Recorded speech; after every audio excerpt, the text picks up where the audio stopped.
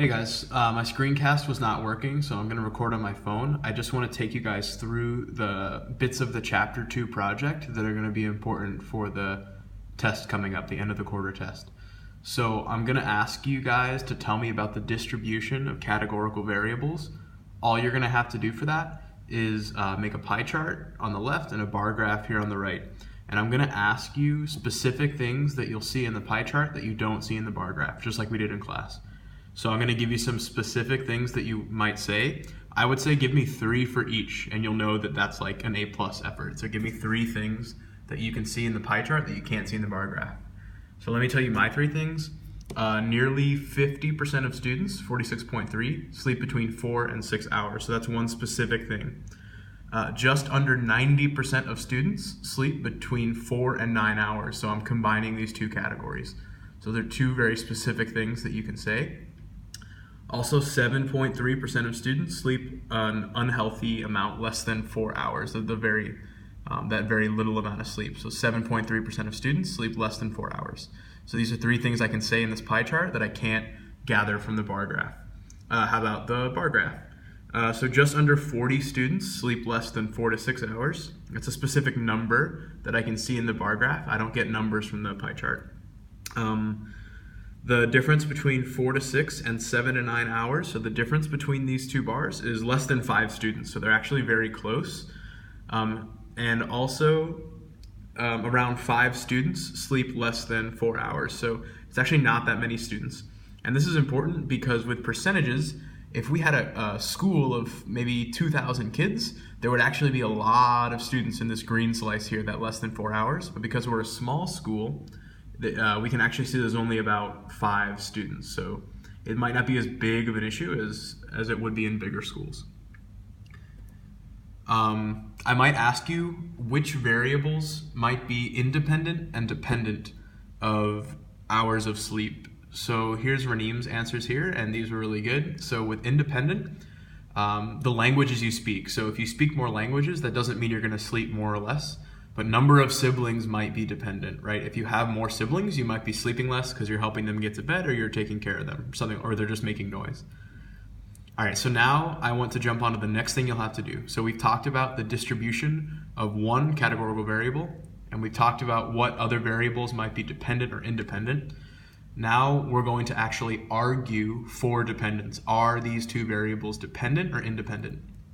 So on this graph, the 2 variables we have are hours of sleep on the X, and we have the grade level on the right. So we're asking ourselves, are grade level and hours of sleep dependent or independent?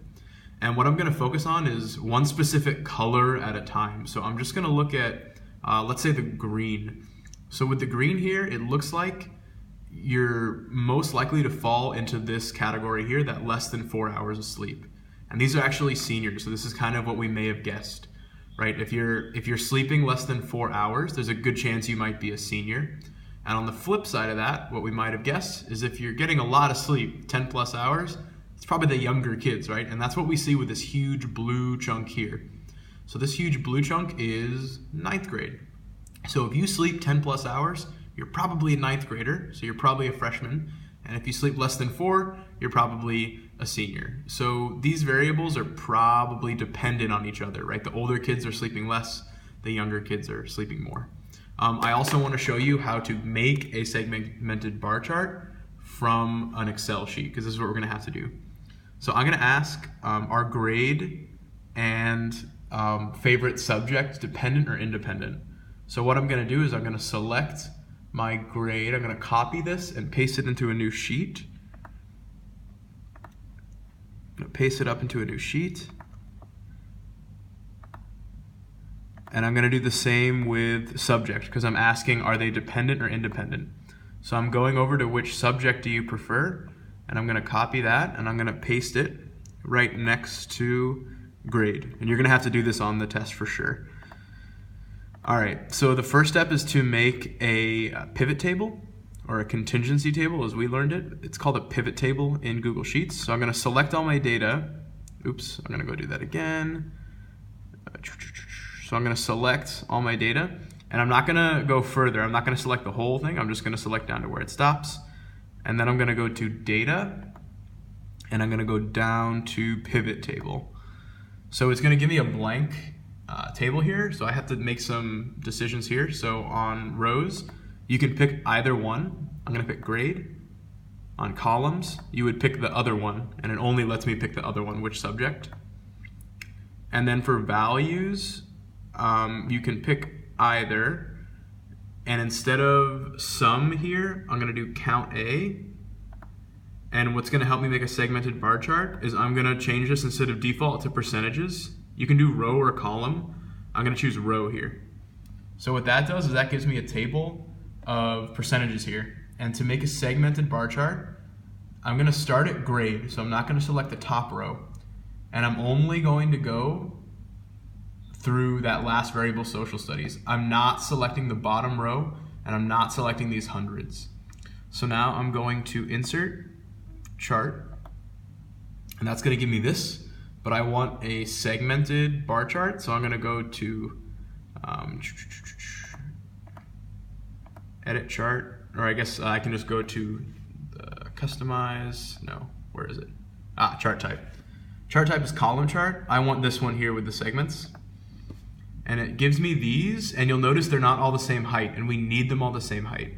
Sometimes when this happens, you just have to click switch rows and columns, and that's what it is here, switch rows and columns. So now I'm looking at a segmented bar chart, and I'm asking myself, are these variables dependent or independent?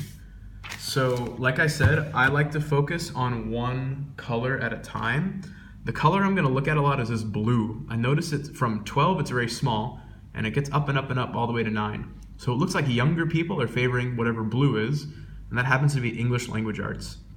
You could also say the other way. As you get older and older, you're going to hate English more and more. Maybe it's just more work, right? It gets a lot harder as you get into the higher grades. It also looks like social studies is, this green bar here, is more favorable as you get to higher grades. So as you get to 11th and 12th, students like social studies a lot more.